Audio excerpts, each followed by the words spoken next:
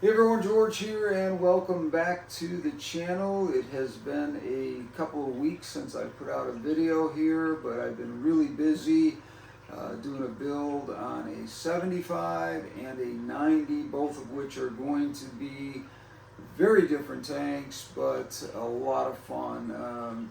The 75 is going to have a mixture of some wild angels, hoping to get some monocupras, the red shoulder, and I'm also wanting to put about 5 to 7 discus in there as well, and that is coming together really well. I also have a 90 that is going to be just discus, some schooling fish, and also lots of really cool, interesting plants that I've been able to come up with that are native to the Amazon region, and I think that's going to be a lot of fun because it's a tank that's going to be a lot different than anything I've done before. So we're going to have a lot of fun with those projects that are coming up. I want to get that business out of the way. We're also going to be doing a reveal on a new starter kit aquarium that I think is the best quality I have ever seen, and I'm just going to give you a little bit of a teaser with that because I haven't got it up and going yet, and I may not even get it going. I may just show it to you and kind of give you an idea. This thing it's almost a $300 piece of equipment, and it's less than 4 gallons. So it's super high quality, low iron glass, etc. When we come back, we're going to talk about a subject that I think is very important. Why is it important to have live plants in your tank? Now, I've been over this before. Maybe I didn't explain it as well as I should. When we come back, we're going to talk about that. Hang in there with me. We'll be right back.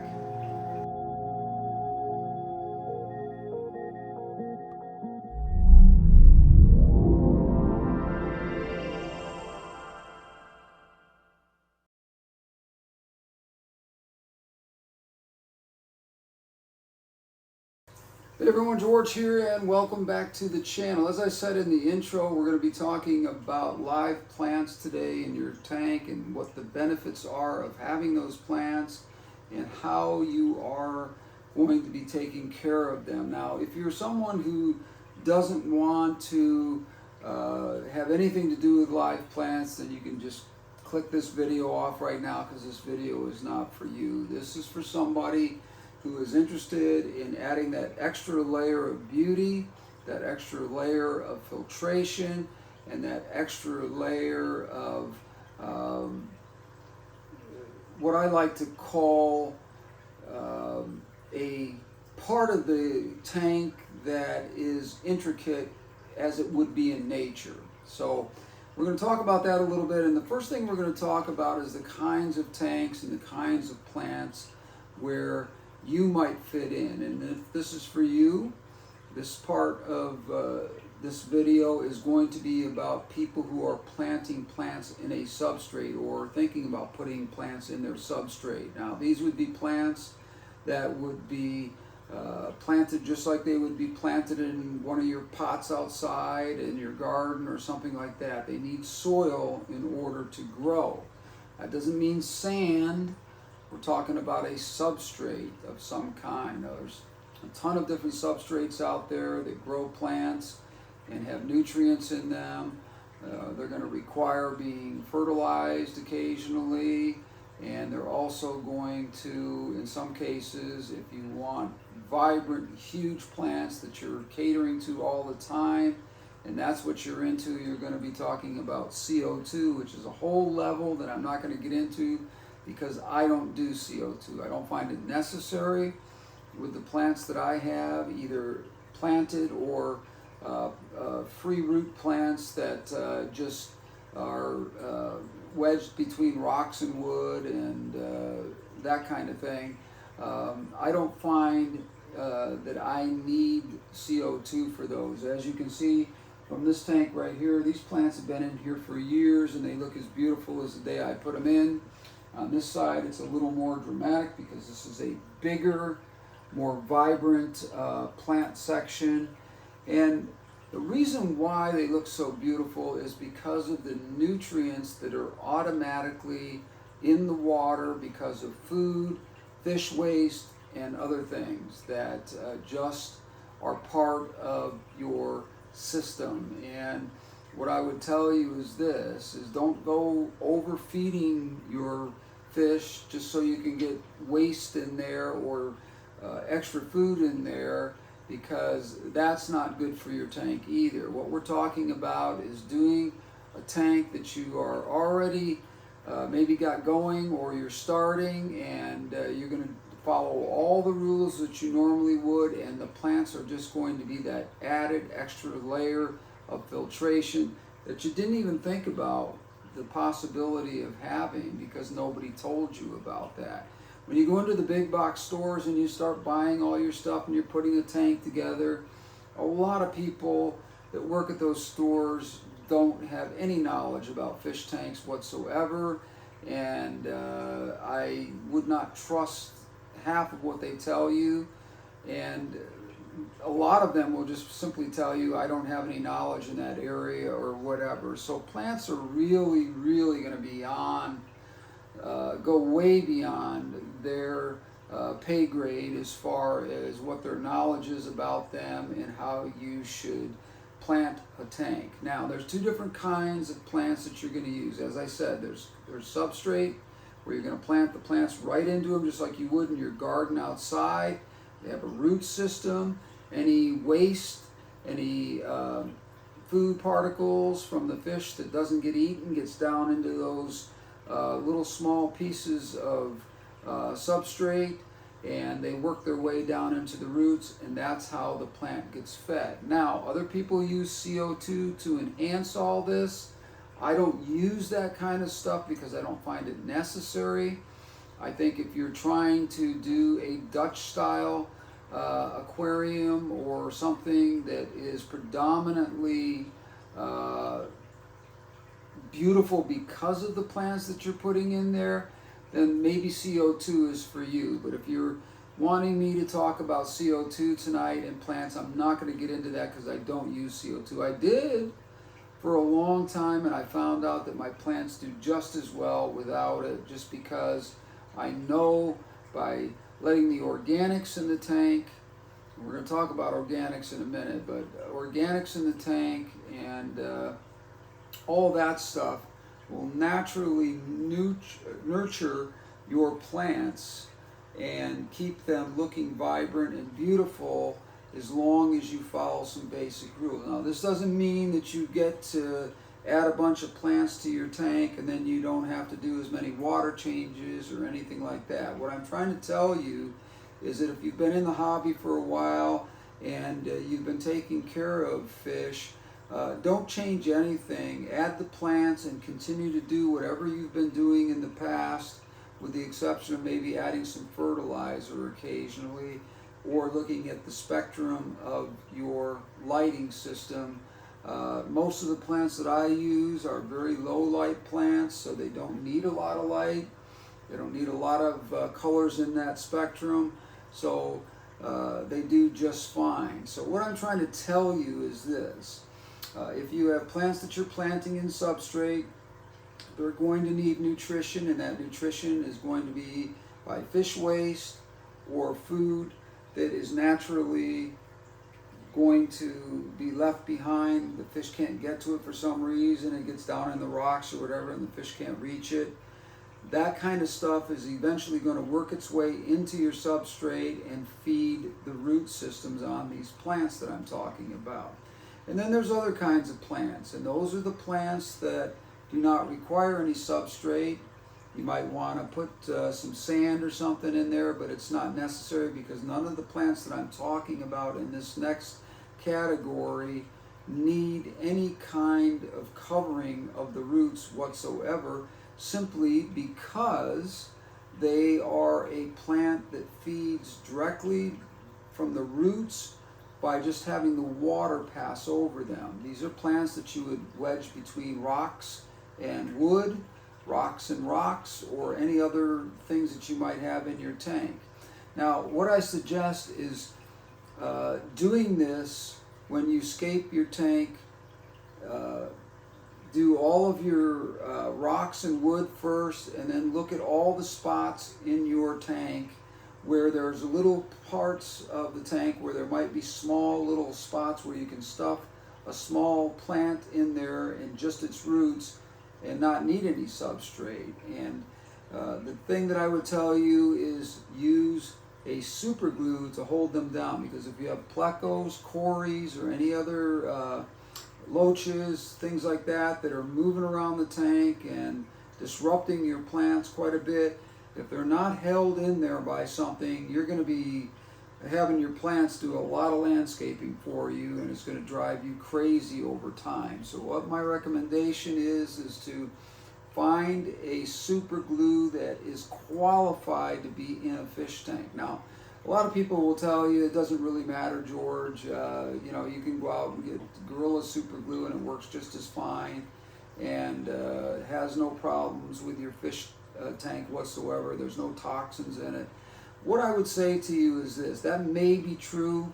I don't want to take a chance, especially if I have a fish that's you know, a $70 to $125 to $200 fish, and I have a group of them, and I go and put some super glue in there that may have a toxin in it that I don't know about, and it affects the fish.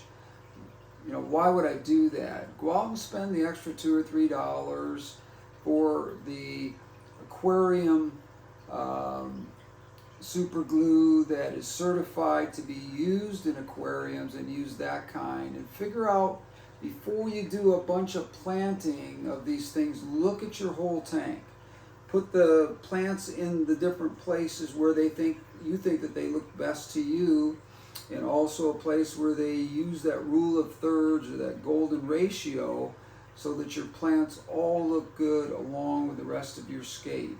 It's very, very important that you take some time, put these plants in these different places without super gluing them down, so that you can remove them. If you don't like them in that spot, you change your mind, because I'm going to tell you, once they're super glued in there, they are not coming out of there without being damaged, and you're going to lose that plant. Plants are not cheap. Sometimes you can get some sales on them, but anybody that uses plants knows that if you're buying 25 to 50 different plants or whatever, you're not going to find them cheap enough to where you can waste them by experimenting with where you're going to place them in the tank and super gluing them in without thinking about it.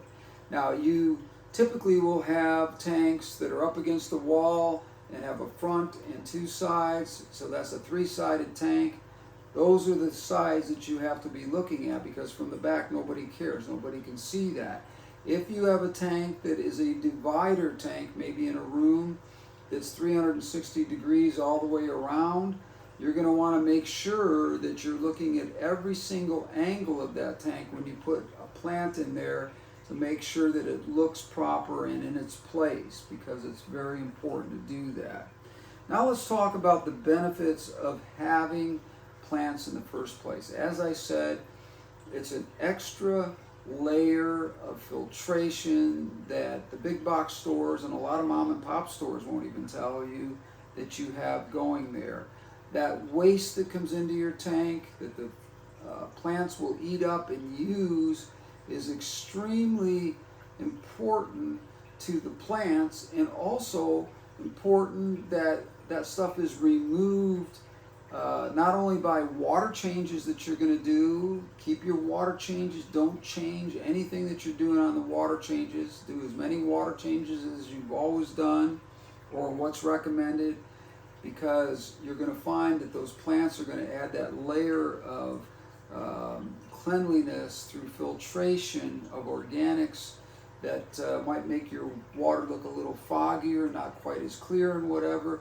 You will be amazed after a month or two of plants in a tank that are having regular maintenance done and that kind of thing, how much clearer your water is, just because those floating little particles of organics that are in your tank will be used by those plants as food, and it will absolutely benefit your tank in ways that I can't even tell you. It's just amazing the layer of filtration that plants add to a tank.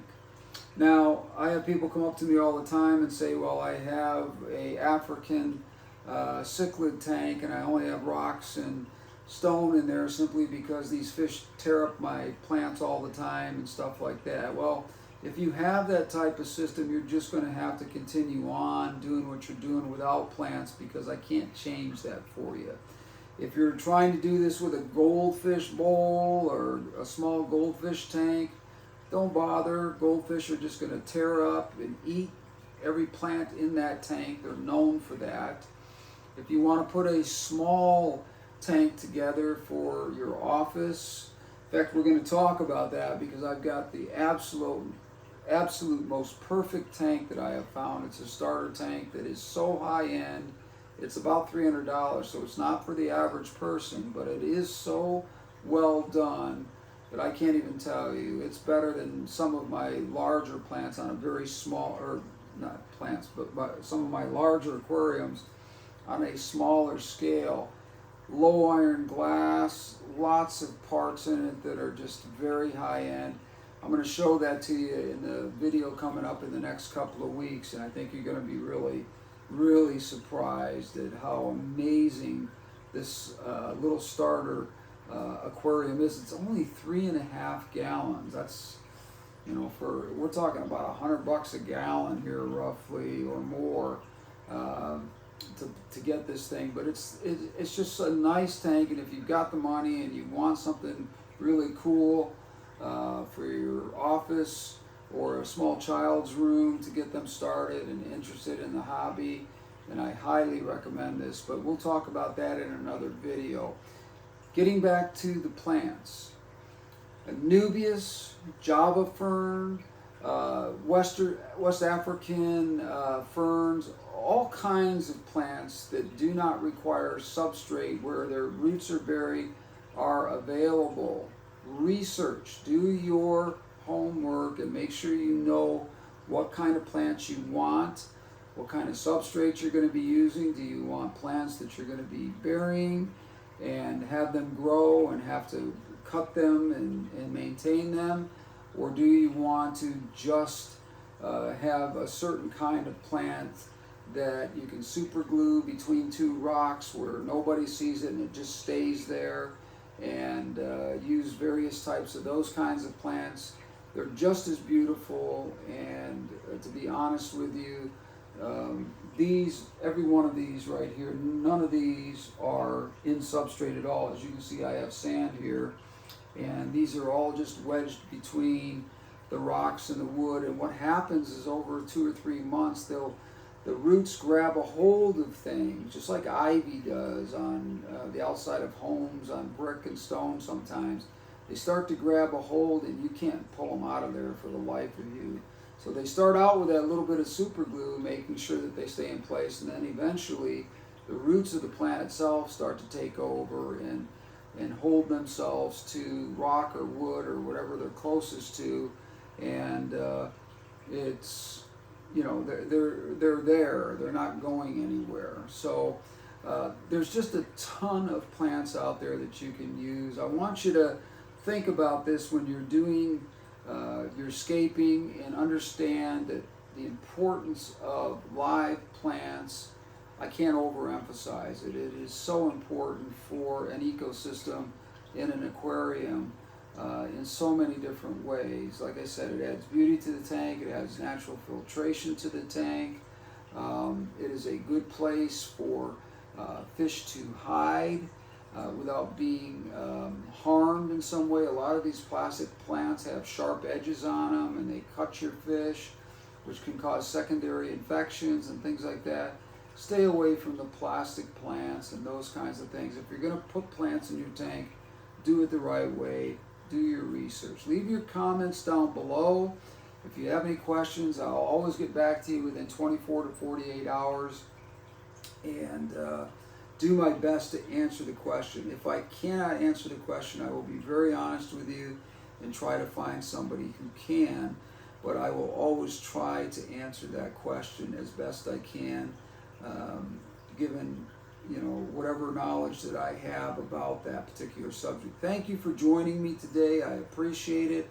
Great videos coming up. I got a 75 and a 90-gallon tank that we've been putting together. One is going to be a combination of wild angels and some hybrid discus, and the other is just going to be some hybrid discus that's just an absolutely beautiful Wazakuzi Japanese style tank that I just thought was beautiful, even though that's not native to South America. The fish don't care, and they look beautiful in there, and I wanted to give that a try. So I've been taking some time putting that together, but that'll be coming up in the next week or two. We'll have some of those videos out. Thanks again for joining me. I appreciate it. Leave your comments down below. Give me a like, subscribe to the channel, and also share with your friends. I appreciate it. Thank you for joining me today. That's it for today. We will see you on the next one.